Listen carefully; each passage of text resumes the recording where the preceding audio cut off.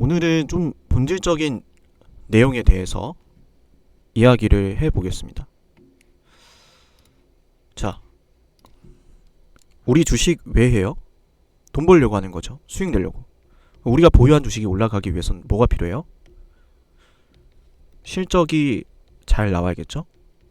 성장성이 보여야겠죠? 그리고 이런 것들을 맛있게 요리를 해줄 이슈라는 게 필요할 거예요. 증시 상황도 많이 도와줘야 되고요. 근데 지금 상황 돌아가는 걸 보니까 지금 두산 밥캣이라든지 로보틱스는 당장의 실적이나 성장성에 주목을 하는 것이 아니라 합병이라는 것에 많은 주목을 하고 있어요. 그럼 여러분들, 합병이 지금 무산되면 주가 올라가나요? 합병이 성공하면 주가 올라가나요? 어떻게 돼야 주가 올라갈까요? 자, 냉정하게 생각을 해볼게요. 두산 로보틱스 현재 상황 이렇게 보도록 하죠. 자, 주가가 상승하기 위해선 실적이 필요하다 그랬고 성장성이 필요하다라는 말씀을 드렸습니다. 두산 로보틱스 한번 보겠습니다. 두산 로보틱스 실적 매출은 증가하고 있지만 이번에도 확인이 됐죠. 영업이익이 감소했어요. 적자 기록하고 있죠. 근데 성장성이라는 것은 협동 로봇 시장을 토대로 계속해서 확인이 되고 있습니다. LG전자도 무인화 공장, 삼성전자도 무인화 공장, 제조업에서 이 공장의 자동화 시스템, 그죠? 굉장히 중요성이 나날이 커져가는 상황이고 성장성은 확실히 있어요. 이거는 그 누구도 부인하지 않습니다. 자, 그러면 밥캣 한번 보겠습니다. 두산 밥캣. 자, 두산 밥캣을 보니까 실적 준수해요. 실적 괜찮습니다. 성장성 있습니까, 여러분들? 자, 서로가 부족한 점을 채워줄 수 있어요. 합병이 되면은 주가가 상승하기 위해서 실적, 성장성이 필요하다는 부분에 있어서 모두 동의했어요. 그죠? 근데 합병이 되면 이 둘을 모두 갖게 되는 거네요. 합병이 안 되면요. 합병 안 되면 어떻게 되겠습니까? 네, 서로 따로 노는 거예요. 두산 로보틱스는 결국 실적이 날 거예요. 시간이 좀 걸리겠죠? 밥캣은요?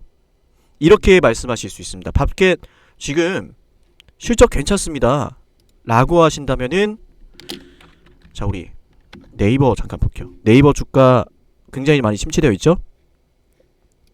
네이버의 상황을 보시면요, 매출 잘 나옵니다. 영업이익도 잘 나와요. 밥캣보다 영업이익이 훨씬 좋습니다. 그죠? 영업이익으로 보시면은 거의 3배 4배 차이 나고요. 당연히 퍼센테이지만 보더라도 그렇고 규모도 그렇고요. 규모는 2배고, 그죠? 우리 두산 밥캣 볼게요. 두산 밥캣을 보시면은 보이시나요, 여러분들? 영업이익률이 현저히 낮죠. 그죠? 매출도 성장하지 않고 있고 멈춰 있어요. 즉, 회사의 덩치에 비해서 성장성이라는 게 많이 결여가 되어 있습니다. 이 상태로 냅두면은 두산 밥캣 올라갈까요? 뭐 올라간다라고 하신다면 그 부분에 있어서는 뭐 제가 따로 답변을 드리진 않겠습니다. 그럴 수도 있겠죠. 근데 네이버의 주가가 올라가지 못하는 사례를 보면은 밥캣도 그냥 그저 그런 회사로 남을 가능성이 있다라는 거예요. 로보틱스, 제가 전날 실적 발표 내용 말씀을 드렸지만 지금 매출이 현저하게, 그죠? 증가를 하고 있습니다. 증가를 하고 있는데 주가는 지금 못 올라갔어요. 왜? 당장의 영업이익이 흑자가 안 나왔기 때문에. 그래서 우리가 좀 주목을 해야 되는 게, 자, 우리 영상 보시는 분들 좋아요 꼭 눌러주시고요.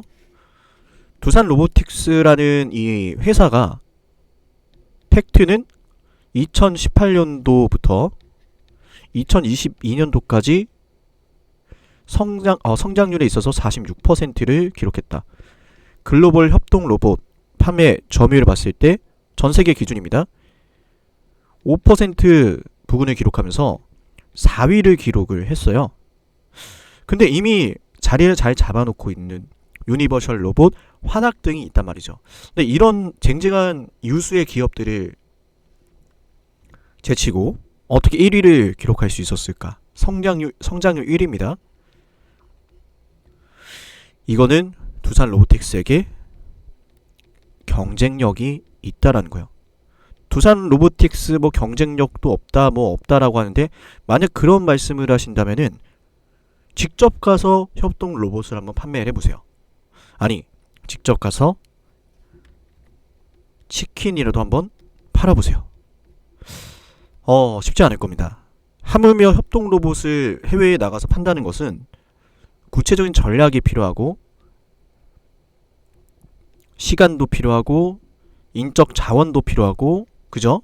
물적 자원도 필요하고, 모든 것들이 좀 많이 필요해요.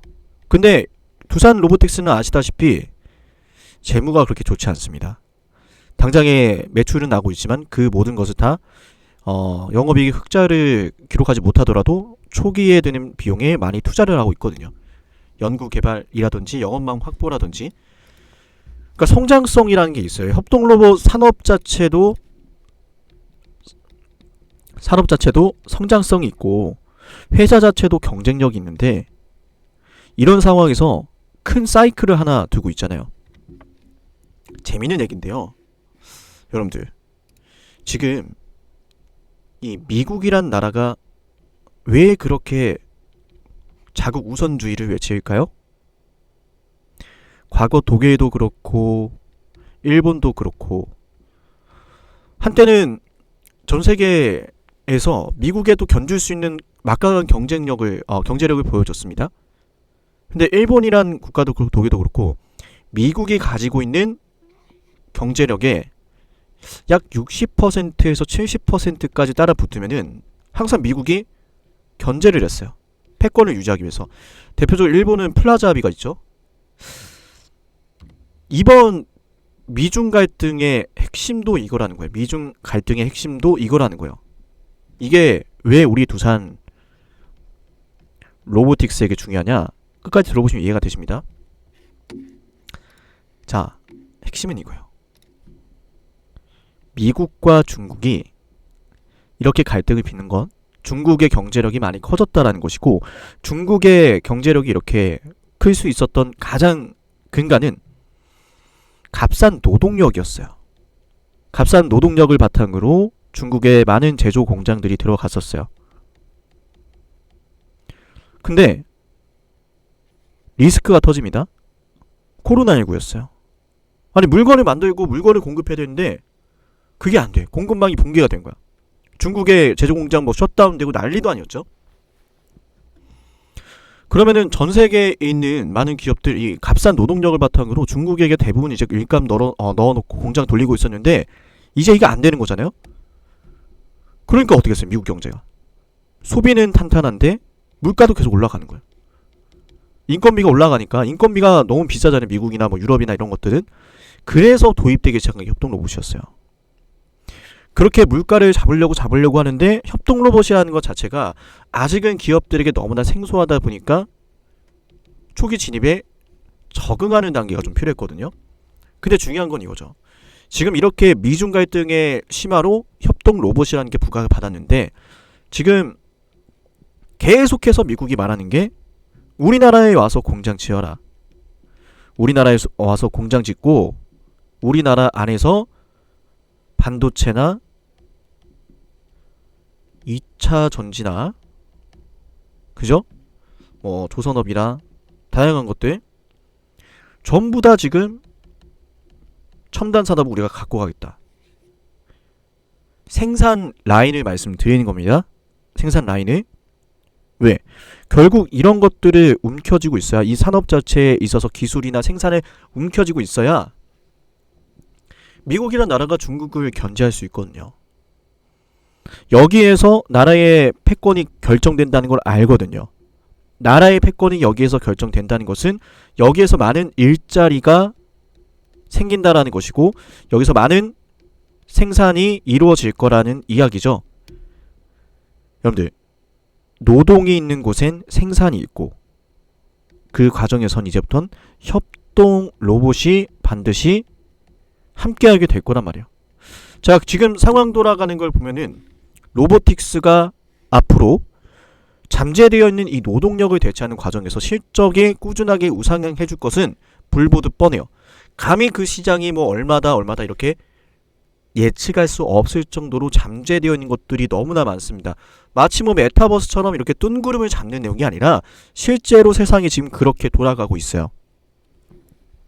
노동력을 대체하고 로봇을 도입하는 게 핵심이라는 것을 말씀드린 겁니다. 일본은 지금 완전 혈안이 되어 있죠. 근데 왜 이거를 자꾸 부정하려고 하는지 모르겠어요. 밖에 주주님들, 정말 이번 합병이 무산되는 게 여러분들에게 도움이 될까요? 밥캣 배당 이야기가 정말 많습니다. 언론사들 중에서. 밥캣에서 봤던 배당 수준을 유지하겠다라고 하죠. 배당도 유지가 되고 자사주도 소각하겠다 그러고. 근데 이를 지금 너무나 1차원적인 시각으로 합병에 대한 비율을 지금 우리가 걸고 넘어진다면 이 부분에 있어선 저도 할 말이 없습니다. 그동안 영상 찍으면서 늘 말씀을 드렸지만 합병 비율에 있어선 주주분들의 이 이해관계가 첨예하게 대립을 하고 있기 때문에 사실 제가 이걸 뭐 어떻다 저떻다 이렇게 말씀드리기에 그죠? 하지만 저는 멀리 보자라는 말씀을 드리는 거예요. 우리가 지금 하나로 뭉친다면 멀리 봤을 때 우리가 결국 궁극적으로 바라는 수익이라는 게 정말 어마어마하게 발생할 수 있다고 저는 생각을 하거든요. 왜냐하면 지금 시장 돌아가는 걸 보시면 2023년도에는 2차 전지가 시장 주도했고 2024년도는 인공지능과 반도체가 시장을 주도했어요. 근데 영원한 주도주는 없잖아요. 이 친구들이 주도를 하다가 쉬어간다면 그 다음 어디로 이어져? 2차 전지 다음은 인공지능이었던 것처럼 인공지능 다음엔 또 다른 무언가가 등장할 거라는 거예요. 근데 지금 상황 돌아가는 걸 보니까 엔비디아도 테슬라도 인공지능의 다음 물결은 로봇이라고 이야기를 했습니다. AI에서 파생되는 직접적인 수혜가 예상되는 섹터가 바로 로봇이라는 이야기죠. 제가 말하는 것도 아닙니다. 세상에서 가장 많은 돈을 벌고 있는 엔비디아의 젠슨 왕이 이야기를 했어요. 젠슨 왕이 어떤 이야기였어요? AI는 다음으로 로봇을 향해 갈 것이다. 자, 미래를 움직이는 것은 로봇이다. 젠슨 왕이 로봇에 대해서 소개를 하는 상황이고요. 그래서 로보틱스를 위해서 아이작이라는 이 플랫폼을 벌써 엔비디아는 준비를 하고 있습니다. 이런 와중에 마이크로소프트와 두산 로보틱스는 GPT를 활용해서 무엇을 하고 있느냐? 이게 상당히 재밌습니다. 우리 영상 보시는 분 좋아요 꼭 눌러주시고요. 자, 과거 기사 인용해 온 건데요. 두산 로보틱스는 협동 로봇에 마이크로소프트의 인공지능 기술이 탑재가 된다. GPT를 의미하는 겁니다. 각각 따로 발전해온 하드웨어와 소프트웨어 기술이 융합되는 셈이고 24일 로보틱스는 마이크로소프트 두산 디지털 이노베이션과 대화형 AI 기반 로봇 제어 시스템 개발 업무 협약을 체결했다고 밝혔습니다. 핵심은 이겁니다. 마이크로소프트의 오픈 AI 서비스를 기반으로 협동 로봇이 개발이 되고 단순히 개방형 차원인 그러니까 오픈 AI를 단순히 개방해서 활용하는 것이 아니라 실질적인 협업이 이루어진다. 개발이 완료될 시에는 협동 로봇 프로그래밍 시간을 단축할 전망이다. 그리고 자, 두산 로보틱스는 GTP 기반 협동 로봇 솔루션을 먼저 식음료 분야에 적용할 계획이고 앞으로는 제조업까지 확대 적용하는 방안을 검토하고 있다. 제조업에 대한 언급이 있습니다. 실질적으로 마이크로소프트와 두산 로보틱스가 협업을 하고 있어요. 그죠? 이번 실적 발표 내용에도 있었던 다트 스위트. 자, 유정은 대표가 이렇게 말을 했었죠. 협동 로봇에게 복잡한 작업을 수행하게 하면서도 결국 프로그래밍 시간을 최소화하는 게 이번 솔루션의 핵심이다. 그러니까 다양한 작업에서 협동 로봇이 들어가니까 이를 프로그래밍 하는 시간을 최소화를 하면서 사용자에게 최적화된 로봇을 만들겠다. 이게 핵심이라고 보시면 되거든요. 근데 지금 소프트웨어 플랫폼인 다트 스위트에 적용을 하면은 편의가 더 개선될 것이다. GPT 기반 협동 로봇 솔루션 다트 스위트. 지금 이번 실적 발표에서 이런 내용이 있었죠. 같이 볼게요. 일단은 배당 실시 내용이고,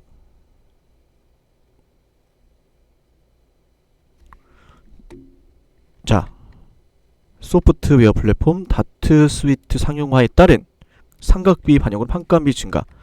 실제로 지금 하겠다라고 하는 것을 해가고 있어요.